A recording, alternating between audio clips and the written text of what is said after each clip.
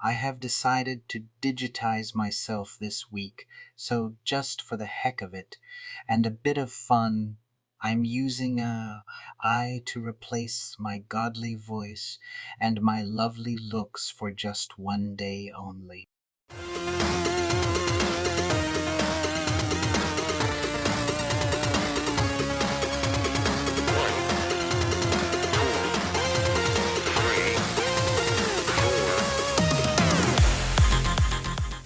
Imagine this. You're basking in the warm embrace of the sun atop the picturesque Burton Dasset Hills, your hair playfully dancing in the gentle breeze. The sky is a canvas for radio-controlled airplanes, gracefully pirouetting in the heavens. You watch them, eyes filled with longing, wishing you could join this exhilarating escapade. Alas, reality hits you. Diving into the world of radio-controlled planes can be a serious hit to your wallet. Now, picture this instead. I'm leisurely strolling through the charming charity shops of Wantage, with a cheerful £4 50p jingling in my pocket. Just when I expected to unearth only knickknacks and curios, fate delivers a surprise. Behold, a hidden gem in the form of a radio-controlled plane simulator for Windows, concealed in a dusty corner of the shop. Even better, it's just £4 50p, a mere fraction of the usual £150 you'd have to fork over for RC gear. But what can you get for £4 50p? You might ask.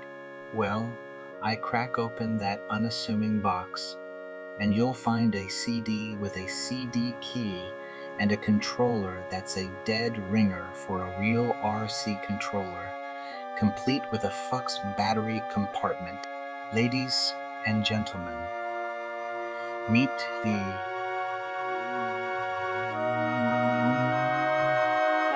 It touts itself as an extremely realistic and affordable flight simulator dedicated to radio-controlled planes, perfect for beginners and experienced pilots alike. But does it live up to the hype? Let's dive in and find out. The system requirements are laughably low by today's standards. Just a 1 GHz CPU, 128 megabytes of RAM, and a 32 megabytes graphics card. But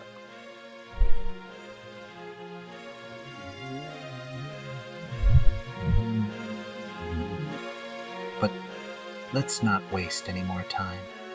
I've got this curiosity installed on my Windows XP PC, and it's time to set it up.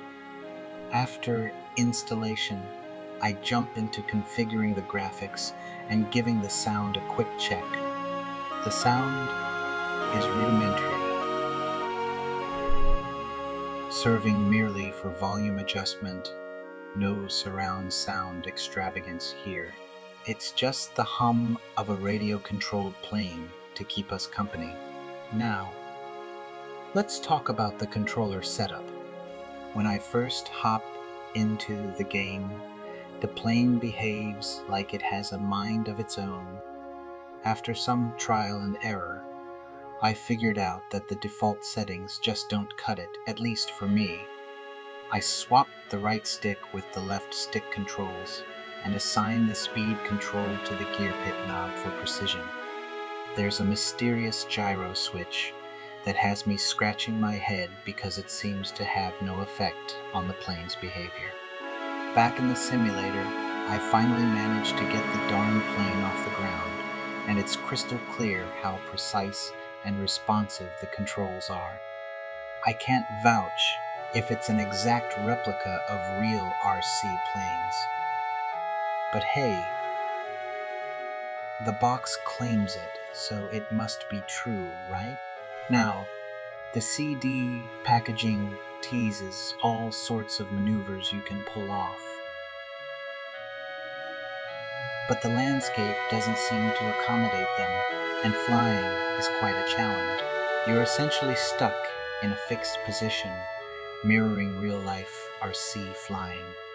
There's an option to set the camera to follow the plane, but strangely, it takes away from the simulator's authenticity and makes it feel more like a game than a simulator. The whole point of this software is to mimic the real deal, so I'd recommend sticking with the default view. The graphics are, well, quite plain pun intended, and the sound gets the job done. It would have been nice to have AI planes buzzing around instead of just your own. However, there's a two-player option, and you can use a keyboard, although after experiencing the custom controller, I wouldn't have it any other way. At some point, it seemed there was an option to buy add-ons, but when I ventured to Reality Craft's website, the creators behind this simulator had disappeared into the digital ether. I did spot other simulators in the same series, including an RC helicopter simulator.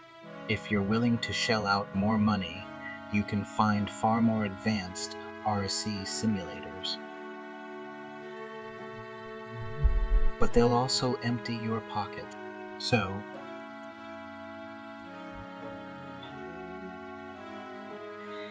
in a nutshell, however, flying a real RC plane is a whole different ballgame. This software hails from 2003, and while it might have been acceptable back then, it's no match for Microsoft's mid-1990s simulators.